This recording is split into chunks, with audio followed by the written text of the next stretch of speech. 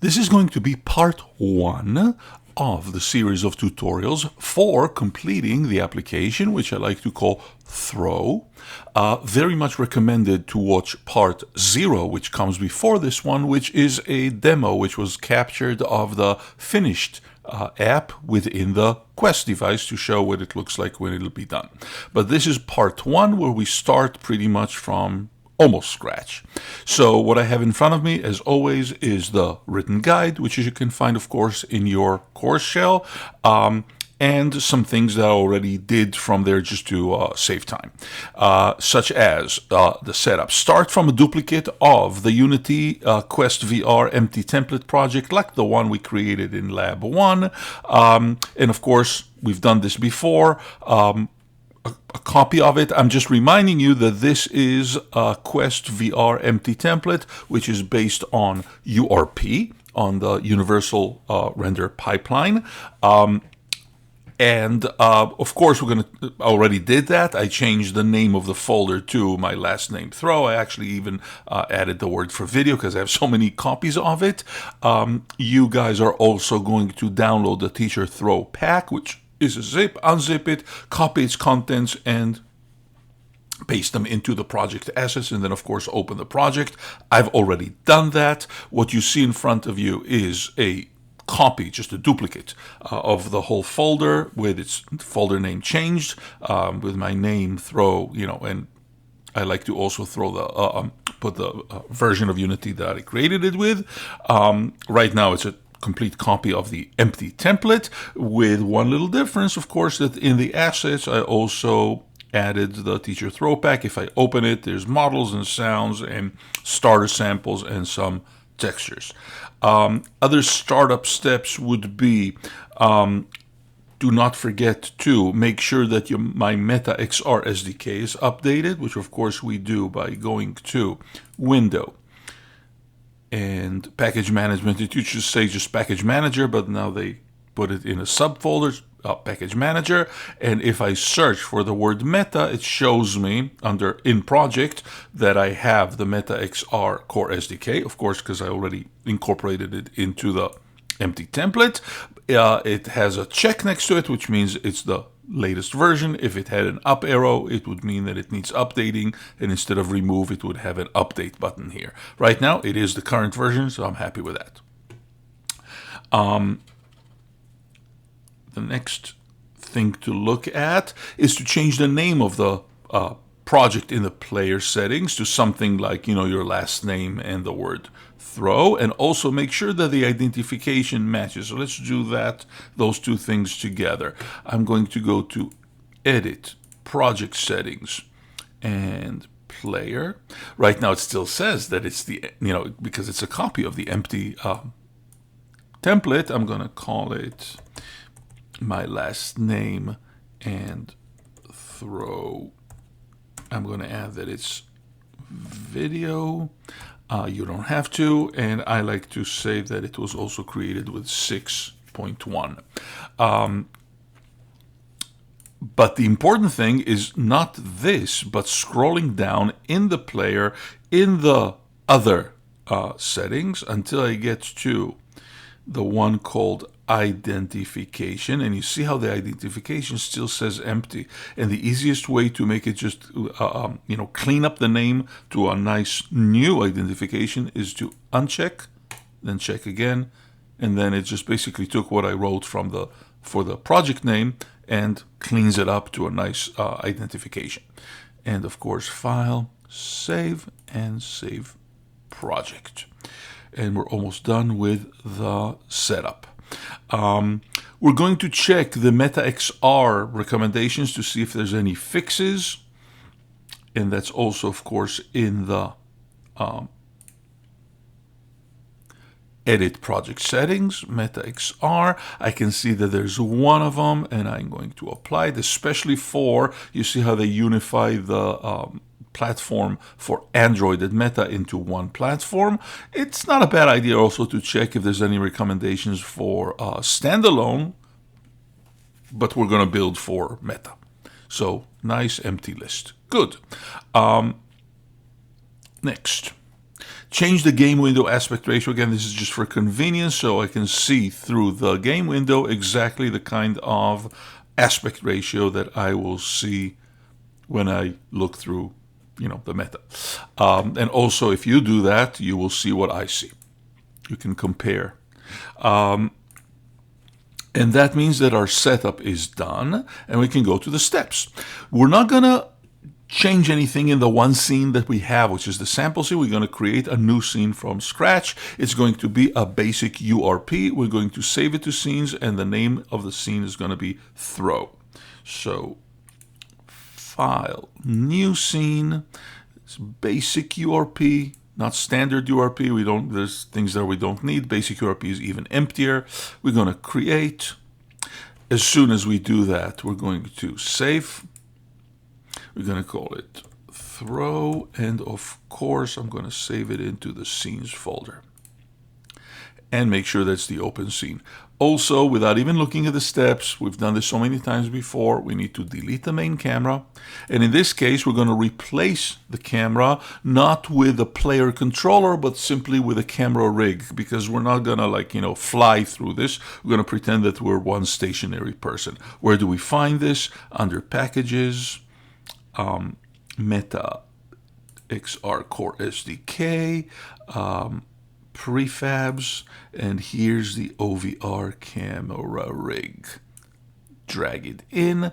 Of course, I'm going to reset its position, and if I'm not mistaken, I always give it either 1.8 or 2 on the Y to represent the height of a person.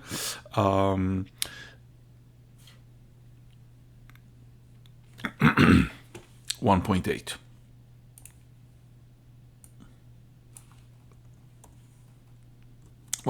meters. Save.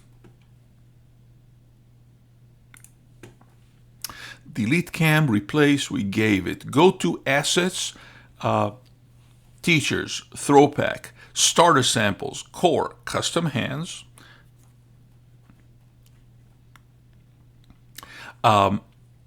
And we're going to find something called custom hand left and right, which we're going to nest inside the left hand anchor and the right hand anchor.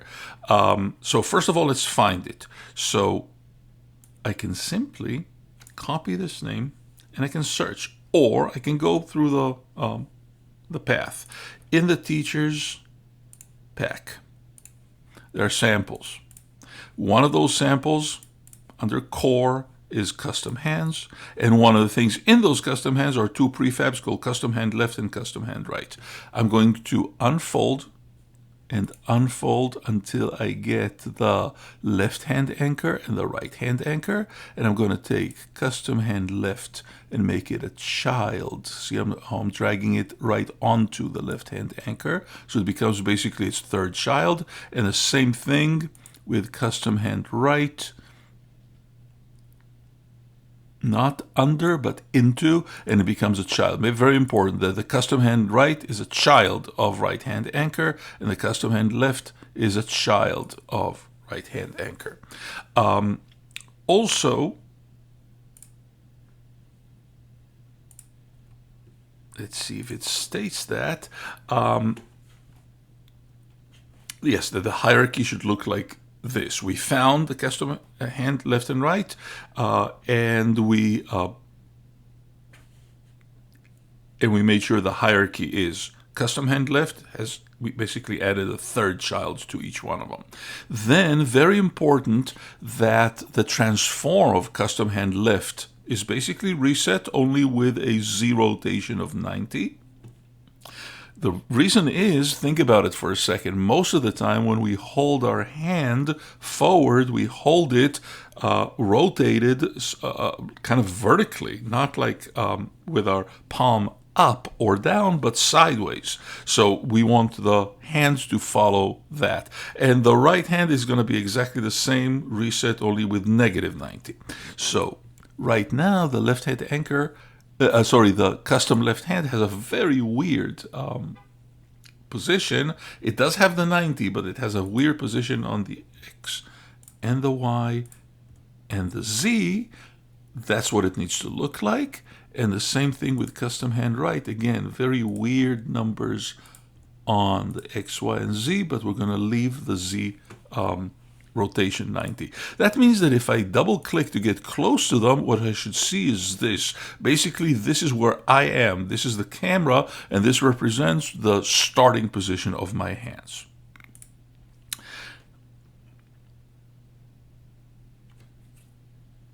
Then both of those need a tag called hand in lowercase, and we're going to assign it to the custom left hand and the custom right hand.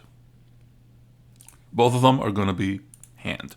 So right now it's untagged. I'm going to go to add tag. I'm going to click plus and add hand lowercase. Once I have that tag, I have to go back to the object and actually give it the tag. Same thing, custom hand right. I don't need to create the tag anymore, but I do need to assign it. So now both custom hand right and custom hand left have the tag hand. Saving and saving.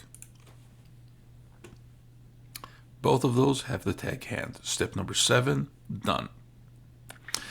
If you have access to a quest at this point, we could try building, and we should see our hands, like, you know, those custom hands.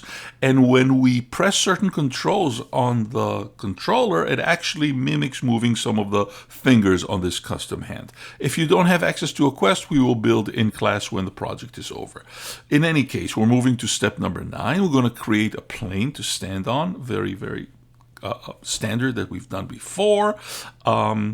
And then a ground mat, and for a base map, which used to be called albedo, we're going to give it the seamless wood texture, which came with the teacher's pack, and we're going to set the tiling X and Y to 10 because we're scaling the plane to 10. So let's do all of that.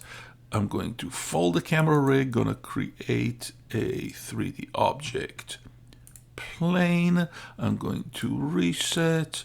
I'm going to give it X 10, so it's 10 times wider, Z10, 10 times deeper. In my materials folder, I should have my materials folder, and I actually even have a plain mat. I can simply, if I want to, use that, or I'll just create a new one, a new material. Let's call it ground or ground mat. Assign it to the plane, and the only thing I'm changing is on the base map I'm using the one called seamless.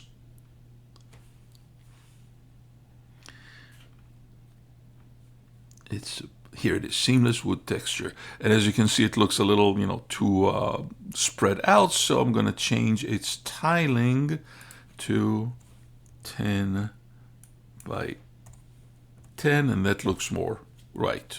I find for this game that it's better to have a texture because it makes it more realistic to see our movement on the floor. If the floor had just a flat color, it would be a little hard to see if we're actually, you know, moving over it. Next, we created a plane, we created a material, we just did steps 9 and 10. We're going to create, now we're going to finally create a game object, which we're going to call ball and holder, and we're going to give it the transform. Actually, at this point, I think it will be better to stop part 1 of the tutorial, and I'll meet you at step 11 for actually creating our ball and holder.